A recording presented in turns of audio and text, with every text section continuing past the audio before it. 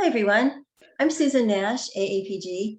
I'm thrilled to be here, and this is a great day in August. It's a hot day here in Oklahoma, and it's a good time to be inside and learning something about how to treat formation damage. That is something that is of great concern, and it's is of continuing concern as we change our technologies and have budget constraints. But anyway, we'll have an expert who will talk about that. I'm happy to announce and welcome you, Ivan Moen. And Ivan is an accomplished leader and the co-founder of Commit Well Solutions, a company that specializes in developing innovative solutions for the oil and gas industry. And as we were chatting before the show, before the program, I learned that Ivan actually spent a year in Norman, Oklahoma, at the University of Oklahoma in their engineering department. So that's cool. That's where I am right now in Norman, Oklahoma. So anyway, but welcome and glad to have you here. Thank you very much, Susan. Get the screen. All right, can you see the screen? Yes, it's perfect.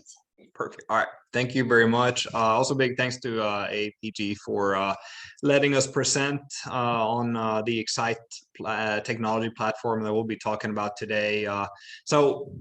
We'll talk about production enhancement, maximizing production recovery by treating formation damage through interventions, essentially. And I think I wanted to start out by almost like kind of setting the stage for that a little bit, because this is data we have a little bit from Restart Energy and also from SLB here. I think we've seen over the last many years a tremendous improvement in wellbore productivity from the U.S. shale landscape. Led by improvements in drilling and completion technologies. We've been able to really improve the EUR and how much one wellbore will produce. And this is at the macro level, so this is going to vary obviously greatly by company, but we're starting to see evidence now. Basically, is this potentially peaking a little bit, right? I mean, are we seeing a little bit of a decline in terms of individual wellbore productivity?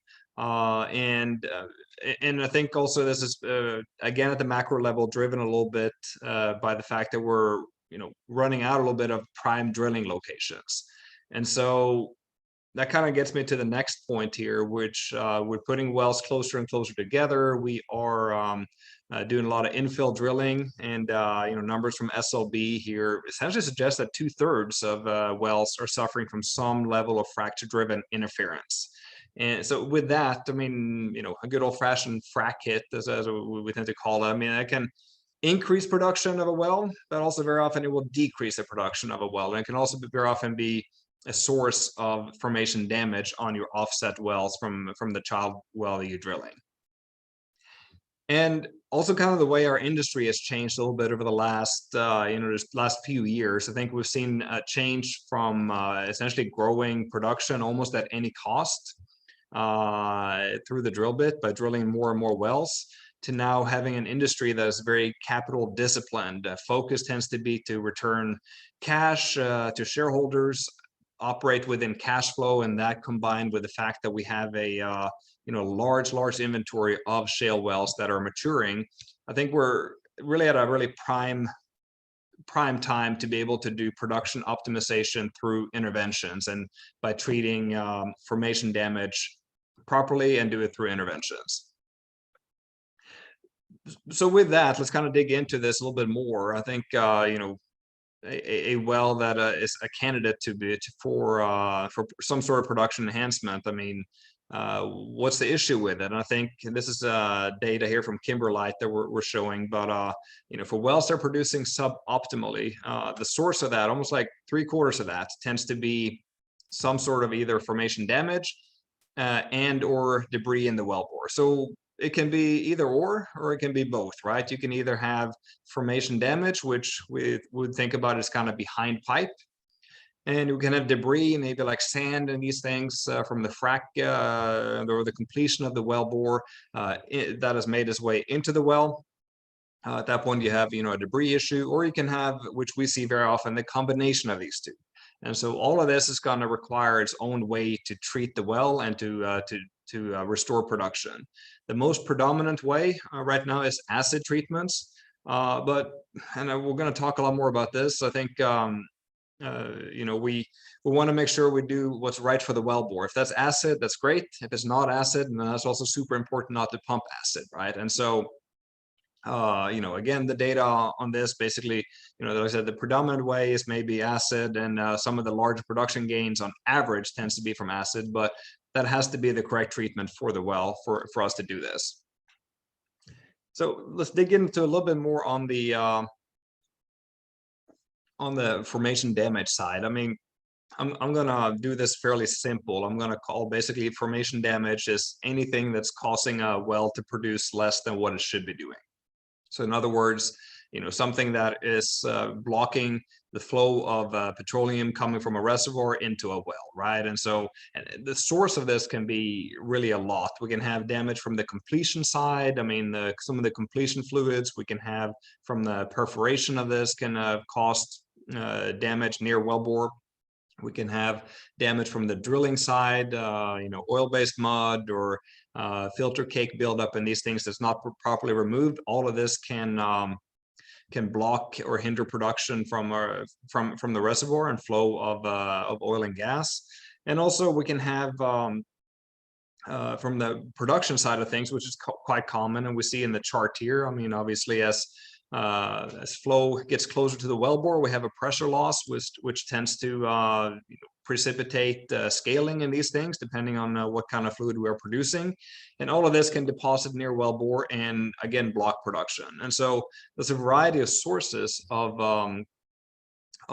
formation damage. So at that point, it's basically, the important thing is to figure out what's the issue with each specific wellbore. And then this is something we see too often, is that we treat everything a little bit the same. It's super important to figure this out at the specific wellbore level, and then also how to treat it at the specific wellbore level. So if we have that figured out, we have figured out what the specific formation damage and the proper treatment. I think for the next example here, maybe, I mean, just assume it's acid for now. In this case, the next question becomes, how do we treat it? And in this presentation, and also at a high level, you essentially have two approaches. You can bullhead, in this case, acid from surface, or you can do the interventional route, which is more involved, right? And so, bullheading acid into the well is like the good old-fashioned kind of pump and pray. Oops, a little too far. Where you pump acid from surface, it's gonna go where it's gonna go. You don't have a lot of control of exactly where it's going, but it's a very cheap way to do this. It's a very it doesn't involve any intervention or anything. Typically, these kinds of treatments do a really good job at treating the heel portion of the well, and then as you get further and further out into the lateral, it's more and more difficult to divert fluid all the way out. The other approach is the intervention, where you have an isolation style system. You divide the lateral up in many zones or pieces, and you target one zone at a time to make sure the entire lateral gets treated. So that's the only way to maybe make sure everything is treated, but it's also more involved. So in my mind, there's really not, I think there's a good space for both here. And that's maybe as we dig more into on the candidate selection side of this too. I think, if we think about a wellbore, on an extreme low end, maybe that's producing, say, 1 barrel per day, and you run your analysis and you figure out maybe you can add back, 1 or 2 or 3 more barrels per day, and that's basically it. Then that's what you have to work with for the economics of the project. And, you may even consider leaving that well alone, or if you're going to treat it at all, you may consider doing some sort of bullhead treatment on it, because again, that is quite cheap or quite low cost to do. If we start adding some zeros behind that, right? I mean, if it's your uplift potential is 100 or 200 or 300 barrels per day, that may change things, because at this point, because at this point you also have an opportunity cost, right? I mean, you have the upfront investment of the overall job you're going to do, and then you have an opportunity cost in terms of are you potentially leaving anything behind. So that becomes another one. So all of these things are things we have to kind of evaluate at the individual well level before we go and do a treatment. And that kind of introduces what we call the Excite technology platform that our company works off of, where we have an isolation system to be able to perform treatments through intervention. But then we also have a workflow leading up to that to determine that this is the correct treatment for a well. And so kind of summarizes this, to summarize the whole process here, and I'll dig in on the next slide a little bit more on the candidate selection too. But, if we start out up front, a candidate here is essentially any well that is producing less than what it should be doing. And then if we have identified that, the next question is, why is it not producing as good as it should? And can that be treated? Is there any kind of formation damage that can be treated? That automatically takes it to the next step in terms of what's the correct treatment for that individual well. So that's the homework you have to do up front, and find your candidates, find out what's wrong with it, and find out how to treat it. Once you have that, we kind of dig into the economics of it. And to my point on the previous slide, I mean, if we're looking at a wellbore with a low producer wellbore, maybe an older well in these things, and also with a very limited uplift potential that requires one type of treatment. If the uplift potential is significant, then we kind of move on to the next one, right? So if we're going to go the intervention approach here, the next step will be to clean out the well, prep it, basically, make it ready for a intervention style stimulation, and then run in with a isolation system at the back end of it and make sure the entire well gets treated.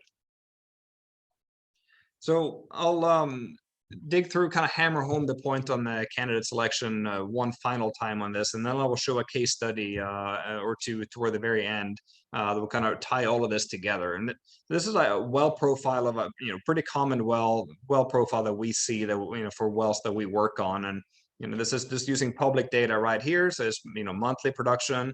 You have a wellbore that's kind of following its natural decline and doing what it should be doing until about a year or so into, and then it starts deviating from the curve. And you also notice I've left this unitless here, which is a point too, because in this case, I mean, we're looking here, disregarding when it's not producing anything toward the bottom here. I mean, basically, where the well here is producing maybe like half kind of what it should be doing, right? And so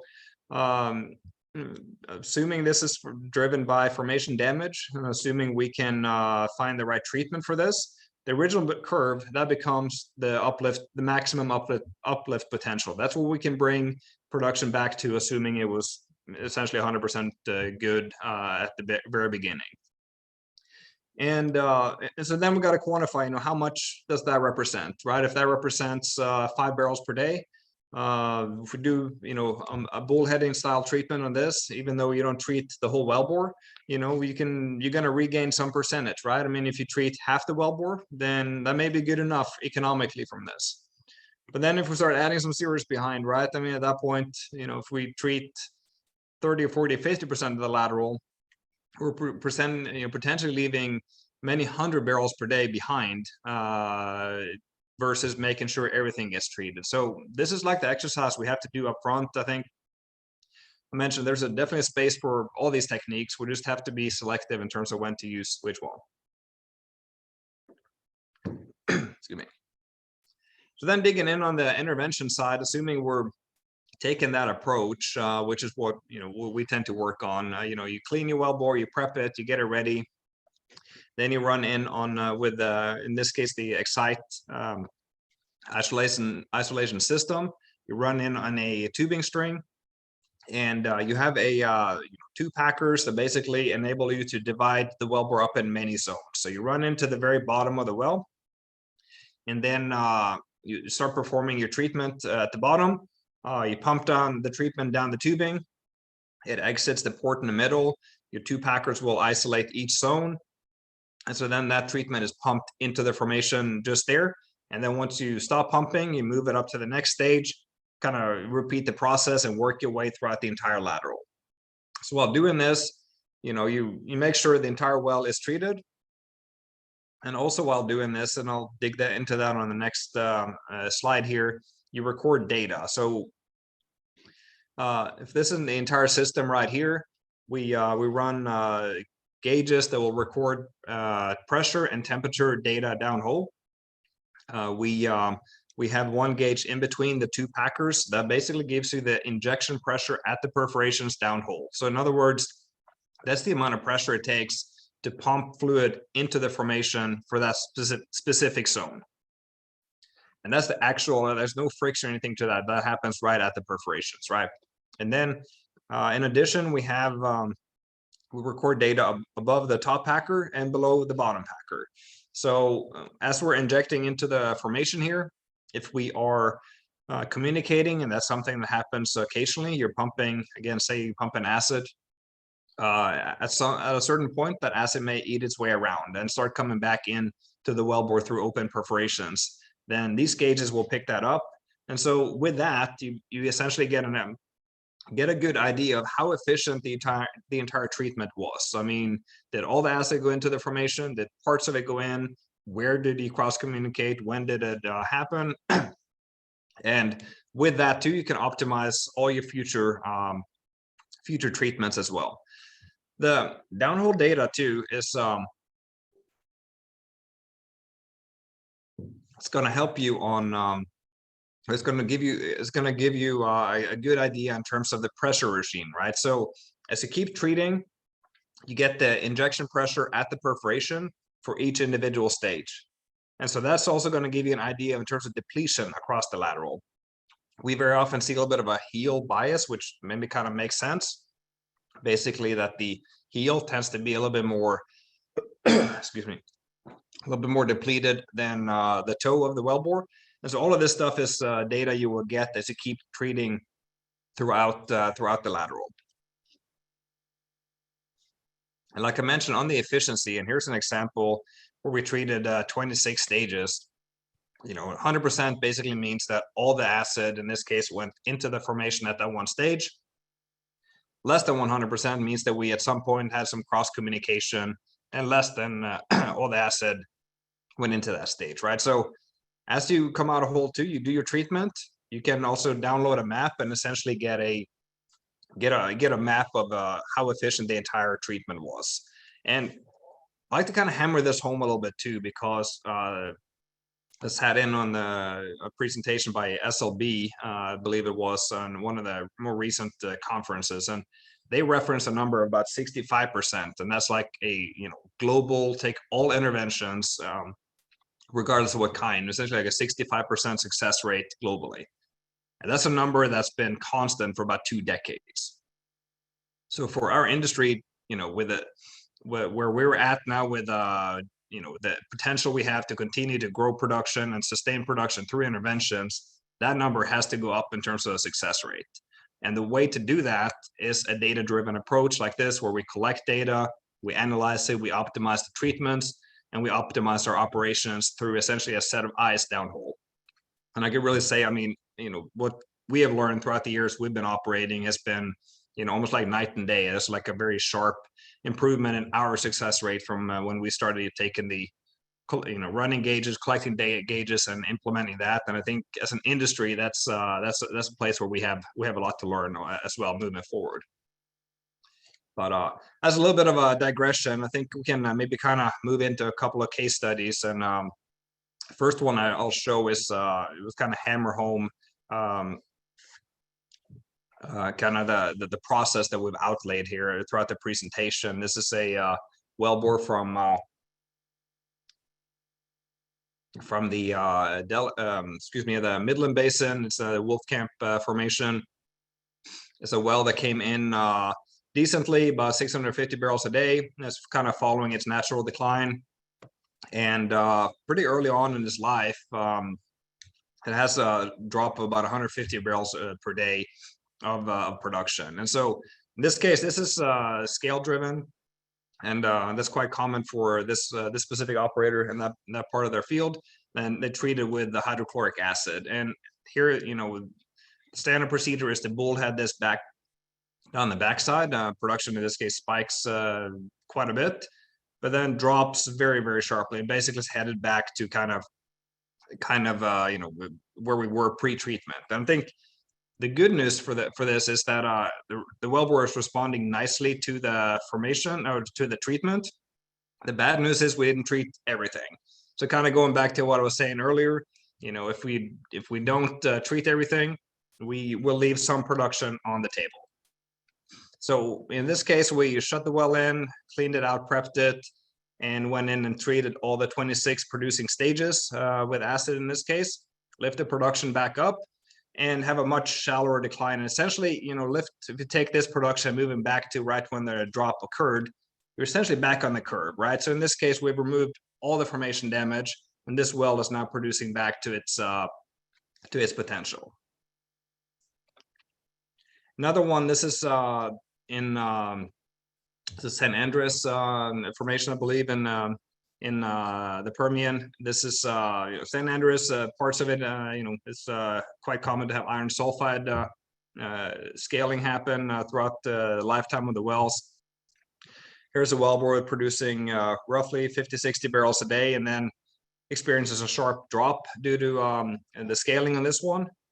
So here again, kind of going in, doing in this case 28 stages, lifting production back up, and actually getting a nice little, probably some flush production here too, before we're basically settling back on and following the curve. And I think looks here, we're kind of a little bit above the curve. If you take this, and that's something we see very often, if you kind of take the production post the treatment and moving right back to before the production drop occurs, that's basically, they'll show you basically kind of right back on the curve. So again, kind of showing, if you can get everything treated throughout a wellbore, the original curve essentially becomes your potential, and you have and that's where you can lift production back to. So on the gauge side of things, I kind of want to show this too. This is a pretty unique case study. It's an older wellbore, early day shale completion, pretty short lateral as well. I think only about 2,500 feet or so, but it only had 4 frac stages and then 4 clusters per stage. And it's a well that was we're looking to treat with acid. Then instead of treating each individual stage here, we went in and actually treated each individual perforation or perforation cluster. And so on when you frac this, you frac 4 clusters together, and then we treated each cluster individually, right? So at that point, you basically, and I mentioned this too, in terms of mapping out the lateral, you get a good idea in terms of depletion across your lateral. And in this case, you also get a very good idea in terms of dominant versus non-dominant fractures or clusters during your original completion. If you look at stage 1, you have essentially 2 clusters here that we're treating just like virgin rock, and then you have 2 that are treated quite low. Stage 3, similar kind of thing for every stage. You have some clusters that are dominant, you have some that are not. And from a recompletion or refracturing standpoint, if you were to do that on this well, then instead of treating the whole wellbore as one, go and focus on the high points, right? And then maybe also add new perforations. So this is anyway just kind of a snapshot, and I thought it was kind of neat in the sense that we calculate cluster efficiency, we calculate all of these things in our simulators. We see very often by the time we're able to focus our treatment more than the original stage, we can see similar results to this, where you can really get to see exactly what happened downhole in terms of where the fluid and where the treatment originally went. So I think currently the Excite platform, we deploy this in most major U.S. basins, probably a little bit of a bias toward the Permian Basin, where we've done most, but we have performed treatments basically across everything, getting close, a little bit over 1,300 treatments total right now. So in all the wells we do, we track production using public data, and I think there's definitely some questions around the quality of the data, but it is what it is. Sometimes it's very accurate, other times it's not so accurate. This is kind of how that goes. But on average, kind of showing a snapshot, I figure that'd be kind of neat to share here as well. If you think about it like on a month by month basis, like it's kind of half a year leading up to a treatment, half a year following a treatment. Um, on a normalized scale, this is like the average of all wells that we have treated. And one represents the production of a wellbore, immediately before a treatment. And so one thing is like the average roughly doubling production on average. That's going to vary greatly. That is ultimately is also governed very much by what the potential is to add back production for each specific well. But for me, maybe the most important or interesting thing is to look at the slope of these things, right? So even public data is picking up the fact that we have a downward sloping, kind of trend leading up to a treatment. So those are wells that are going to be underperforming, right? I mean, a wellbore that's following its curve would not be behaving like that. And then the jump we get following a treatment, and essentially, a pretty flat decline after that. So back to the point of, that I was mentioning earlier, as long as you can get the whole well treated, you have a very good chance of getting production back to where it should be, back at the curve. And I think, again, even just using public data like this, I think the data shows quite clearly that picking the right candidates, making sure everything gets treated, we can get a well back to essentially its full potential. So yeah, kind of getting toward the end of the presentation here. And I apologize, I got a bit of a dry throat throughout it all, so I kept drinking water here. But we do have all the technical resources available that we kind of quickly discussed throughout the presentation here. That stuff that is available to you. We have a white paper that will summarize everything as well. And I think all of that should be available as well by with the code here. That's beyond my level of technology, but anyway. So yeah, so with that, maybe I'll turn it back to Susan and also for questions.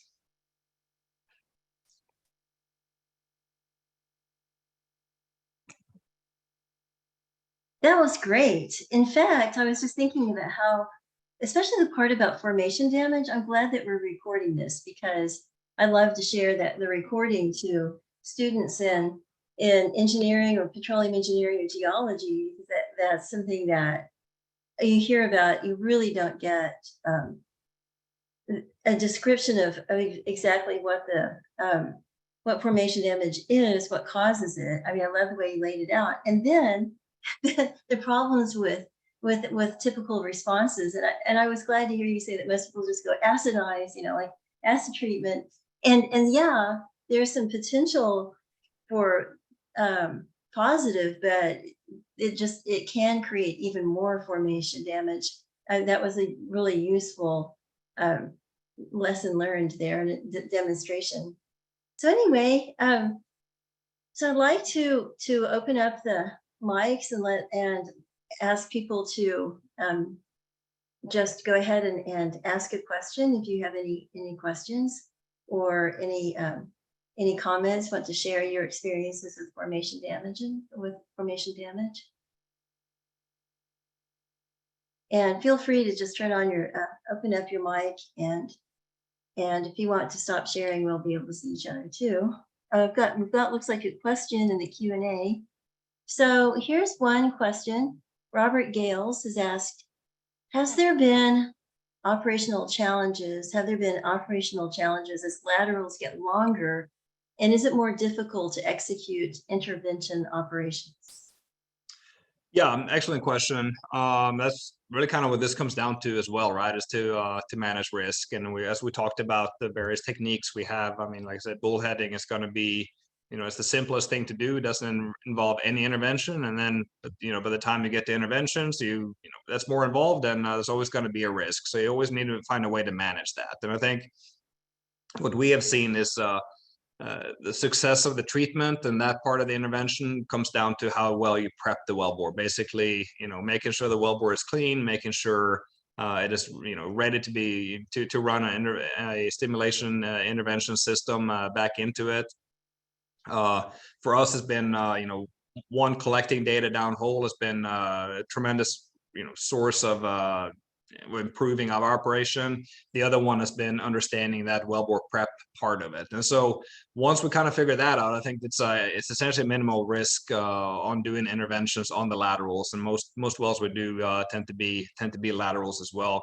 But the other part of the question, right? I mean, as laterals get longer, you reach a point where you're not going to be able to intervene, and so we have not really reached that in the jobs and the treatments we tend to do yet, but we've done up to about 2 mile laterals, maybe a little bit longer, but that's as far as we've gone so far. Now people are drilling 3 miles and maybe even longer than that. So at some point, you're going to run into basically part of the well where you cannot intervene. So at that point, can you at least treat everything from essentially your lockup point and back? And I think also with all interventions, it's possible. It's important to not push the envelope too far, because, like I said, you have a risk. You always need to manage that risk, and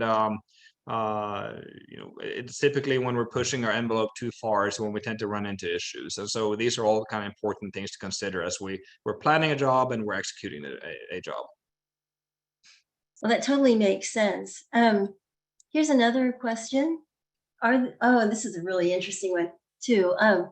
Are the iron scaling issues in the Delaware Basin due to the rock, the proppant frac fluid, or a chemical interaction between all of the above? Yeah, I think short answer probably all of the above, and also it's going to vary greatly, right? And I think uh, on that, there's probably many people on this call that have way more expertise on each specific part of the Delaware than I do at some of that. But I think the most important thing, at least from my perspective, is that we treat each well individually, and we do the analysis we can to figure out exactly what the issue is with each specific well. So sometimes it's a reaction with a completion fluid. It can be the formation, like in the San Andreas, for instance, is quite common. The iron sulfide precipitation. So it's going to vary greatly, but for me, it's just important that we treat each well specifically and figure out individually what the matter is with each one. It makes a lot of sense. Yeah, and especially when you've got those three, you've got the rock, the proppant, frac fluid. Yeah, and then the timing of them all too. So super interesting. Okay, so we have, I think we had a chat question. Okay. Any experience or possible applications to CCUS or geothermal, brine recovery, boreholes, or other alternative energy technologies? Yeah, a super interesting question. That's something we're definitely exploring, and I think in general, I think our industry has a big potential in that too right now, as a lot of the energy focus shifts a little bit more in the green direction, and the geothermal. There's been some really interesting pilots on these things lately, and we're super excited about that.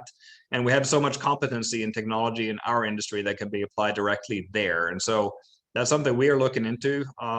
There's a lot of good overlap. There's some challenges in terms of pressure, temperature, these things on the geothermals, but I think that's a nice. There's going to be a huge new potential for our entire industry, really. Oh, yeah. So I have a question. This is my own question. Okay, so in a long lateral, I mean, ideally you have no porpoising, it's just completely smooth, and you're all the frac stages went really well, and there's good flow through all the fracs. You know, that's in a perfect world. In a real world, you're going to have all different kinds of issues with actually trying to fight gravity, because you have different types of deviation or porpoising, or so what might look like that lack of flow that's due to, say, formation damage could be actually due to the borehole and the borehole orientation, etc. What do you do in the case of where it's like, is there an intervention that you can do that like kind of helps compensate for that sort of borehole deviation integrity, you know, whatever, Yeah. tortuosity, whatever. Yeah, I mean, short answer is drill straighter holes. Yes.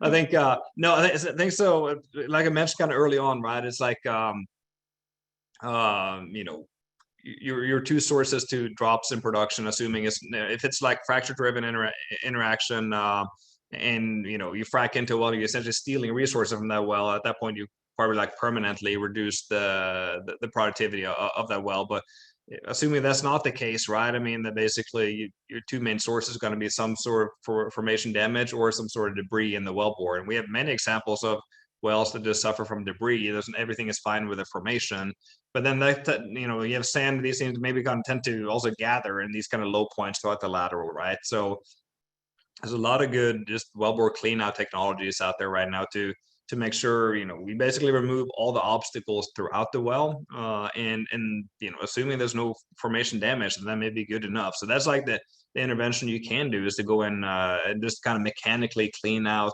the wellbore and remove all the debris. I think that's the best approach. I mean, once the wellbore is there, once the casing is there, there's nothing you can really do to straighten it out. And so you just have to make sure there's you know as few obstacles as possible in there for the flow of the hydrocarbon to make its way to surface. Well, and it's just such a horrible situation when you've got that, because you're going to get instant phase changes. So then you can, like, paraffin, etc., could happen due to that. But at any rate, Robert Gale said, building on Susan's question, any work to be done to avoid higher water zones before resimulation? Adding more water, not a benefit. Yeah, for sure.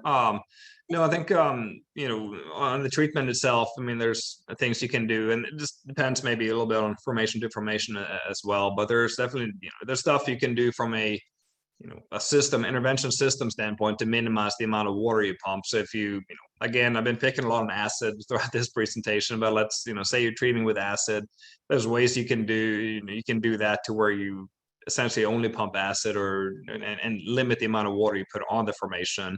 Then the other part of that question too is that you know sometimes we have water zones but right below us or right above us, and what you don't want to do is to treat into those and maybe potentially tie in water into the wellbore, right? So um, uh, that can be controlled at least to a certain extent through rate and through how fast you pump for when you do your treatment, and that can also be further mitigated through control. So making sure that you know that the fluid actually goes where it should go. So if you were say like if you're bullheading for instance and you're pumping at a certain rate from surface, then you know that treatment could either be fairly evenly distributed or everything could go into one single perforation cluster, and we don't know. So at that point we have the risk of like I'm not using the word like fracking into, but like treating into a water zone. And that's definitely work we do with our clients in terms of you know for each zone we treat, you know, let's try to manage that pump rate to make sure we avoid these issues. Mm-hmm. Totally makes sense. Okay, so we have another question. This is from Ted Camarata, and it is, what has been your principal operational issue during treatment execution? Have you had any problems getting the tool stuck due to proppant flowback after treatment? Yeah, so I think you know we the one system we had stuck was the very first one we ever run. So I think that was a rough start to what we're off to. But you know, as long as we're not treating with proppant, that's also possible, but that's operationally much more complex. But if we're just talking about chemical treatments or kind of non-proppant laden fluid treatments, we have not seen any issues, even when you know if we treat the zone and it flows back, or even when we cross communicate and maybe pump around us, we're not seeing any issues from that. That's going to decrease the efficiency of each treatment, but operationally we're not seeing issues from that. Any kind of operational issues during these interventions can typically be tied back to debris in the wellbore, which again ties into that we have to prep and clean the well properly before you do a treatment. So once we figure that out, then operationally it has been quite smooth. But there was definitely a steep and long learning curve kind of getting to that point as well. Oh yeah. Okay, here's another. This is great. We're getting lots of questions. Okay, here's another. Any comments on anhydrite in a carbonate matrix that might reduce the effect of chemical treatments? Good question. I think somebody else with a little bit more expertise on that than me could probably provide a lot better answer. I think, yeah, I don't know if I personally have a good, super good answer to that. I think, again, for me, it would basically come back to making sure that the correct treatment is chosen for that well. But yeah, beyond that, maybe I would probably refer to somebody else to answer that a little bit better.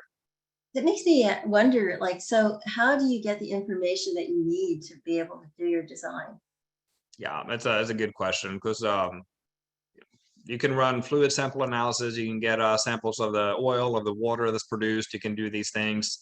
If it's an older field, or at least somewhat more mature field, we have historical data on other treatments that have been done in the whole. Like I showed an example. I think the first case study I showed, with those from our client there, they have specific scaling issue in that part of the field, and that tends to happen so often. They treat it with acid, and they have a lot of experience that basically that works. And so at that point, it becomes just a matter of how do we get everything treated versus a portion of the well treated, right? So we can go off of all of that, like in we find, especially some of the maybe a little bit bigger companies tend to have a lot of expertise in terms of specifically what's the issue with each of their wells, or at least each part of their field. So we lean on some of that, some historical data, as well as doing the fluid sample analysis that we can, and get the answers from that. Oh, that's great. Which I've been kind of curious too about what do you do about what ranges of pressures do you use when you're doing the treatment?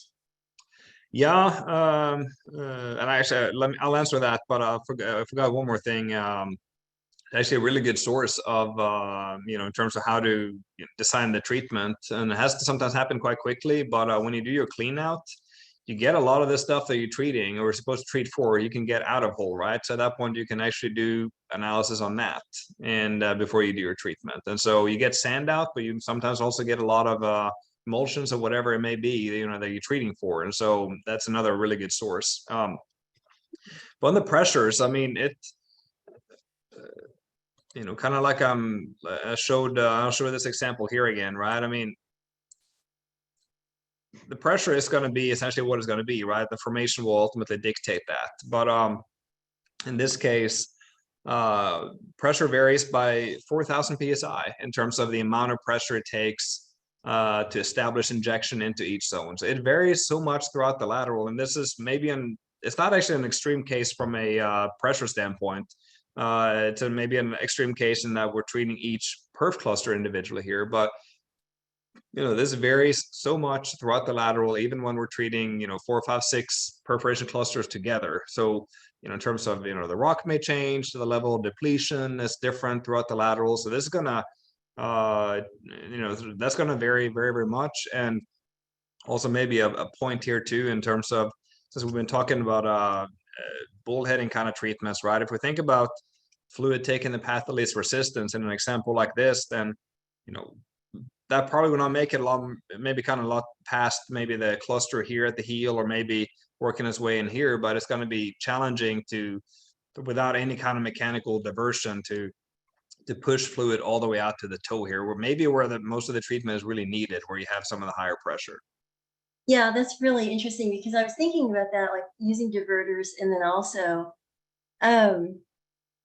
just exactly where you do the measurement, the pressure measurements. So where do you do the pressure measurement? Yeah, so this comes when we're looking at, I'm flipping back here. So between our isolation packers here, we have a gauge that downloads or records this data. So it's right at the perforations. And I think, so if we're going off this surface pressure, that can give you a similar, trend. But on the surface pressure, you can have a lot of noise, right? You're going to have all the friction on the tubing and all of these things. And so this takes all of that away. This is the actual downhole pressure right at the perfs. Oh, that's great. Yeah. So what kind of sensors? I mean, because that's pretty rugged conditions. Do you use Sapphire, or um, do you have any specific like quality requirements for your sensors? Yeah, for sure. And it's we don't make our sensors. They're supplied to us by a by one of our vendors. And so there's we've gone through several of them, and I can imagine. yeah, and so we've landed at one we've been super happy with their quality, and so we're sticking to that. But there's definitely some good ones out there. But yeah, and environment is harsh from a temperature standpoint, fluid standpoint, pressure standpoint, and also a lot of Yay, true. vibrations happen downhole, right? I mean, you run interventions, it's mechanical stuff. I mean, a lot of vibration is happening. So you're definitely pushing the envelope of what's possible, I think, with electronics. Yeah, and I just am like reminded over and over that the measurements are make or break, and it's so fascinating because as in the design you just have to have reliable measurements, and in the execution of it. Yeah, for sure. And I think, what we've learned by getting this data, it's just such a neat set of ice essentially downhole because, on the operational side of all of this, right? I mean, you're on a rig or you're in the field, and historically, basically all we have is our measurement on surface, as pressure and weights and these things. And a lot of the rest is essentially left up to almost like guesswork or, kind of, experience based. Maybe this happened, maybe that happened. And having a set of ice downhole like this, I mean, it will show exactly what happened, and very often it's quite different from what we had kind of anticipated or assumed initially as well. So it's very neat, one, to improve operations, but it's also neat, like reservoir engineers and geologists. We just did a project in the North Sea on more of a conventional style chalk reservoir. I mean, they said, I mean, they were impressed by how much they just learned in terms of how their reservoir behaved when it got treated. And so it's quite neat. Yeah, that's super cool. Really glad to hear all this. It's really interesting. We have another question. Any experience in heavy oil fields and sand reservoirs? Yeah, we've done treatments on sand. I mean, sand, it's, yeah, and uh, sand reservoir, heavy oil. I don't think we've done treatments on so far. I think I mean, it's certainly possible. I mean, some depends on how that heavy oil is extracted. If it's using steam in these things, we may run into some temperature challenges, kind of, specification wise on the system. But sand reservoirs definitely, good candidates, as long as again, it comes down to what I've been talking about so much of, as long as you have the right fluid or the right treatment for a sand reservoir to cure any kind of formation damage there, then absolutely. I think some of it, maybe elaborate on, some of the treatments we've done have been with some surfactant style of fluids, and so that's going to vary from field to field, but at least that's some of the treatments we've done. Interesting. That's really good. Let's see, any more questions? Well, I just wanted to say, just to go back to the use of actual sensors and then positioning them precisely at the perf opening. I just think that that's quite interesting because a few years ago, I was listening to a lot of presentations about using machine learning to like after getting like a lot of data, just deciding, okay, we'll develop a sense of like understanding the patterns and predictive value, and so predicting based on results and extrapolations and simulations.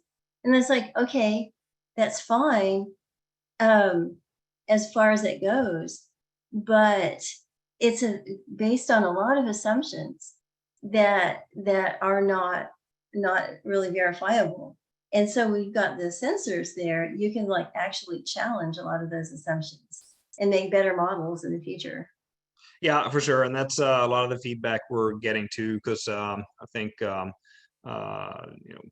when we present this data, we think about the data maybe from for our perspective, maybe a little bit more kind of operationally, kind of how did everything go operationally in these things. But as we share the data with our clients too, I mean, it gets a lot of excitement for that purpose, basically across all the engineering disciplines. I mean, the operational engineers are excited in terms of, learning how things operate or function downhole, but on the reservoir side, the people who are modeling all of these things can also use it to further calibrate their models and improve that. So it's, I think, really the key to, I think I mentioned earlier too, but really the key to improving success really across the entire industry for these kinds of things is to gather more data downhole and improve our understanding that way.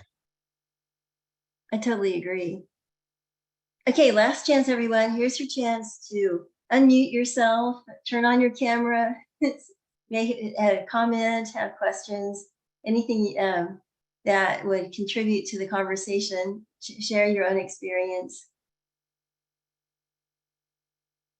Everybody's shy.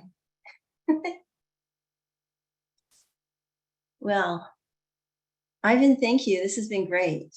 And just thought that it's just a really fantastic presentation that really targeted a lot of the issues that are the number one barrier to optimal production. Yeah, no, thank you, and thank you for everyone who showed up, and also thank you to APG for the opportunity. I really appreciate it. Yeah, well, this is great. And just a reminder to everyone that we recorded this. I will be posting it, recording, and you'll get a link to that, and also a link to a site where you can sign up if you need professional development hours. So we'll have that. And also just want to thank you. If you have any questions, just email me or post in the discussion.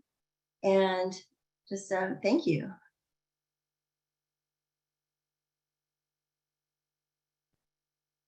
Well, this is great. And stop recording. There's the recording button. It's always, there it is.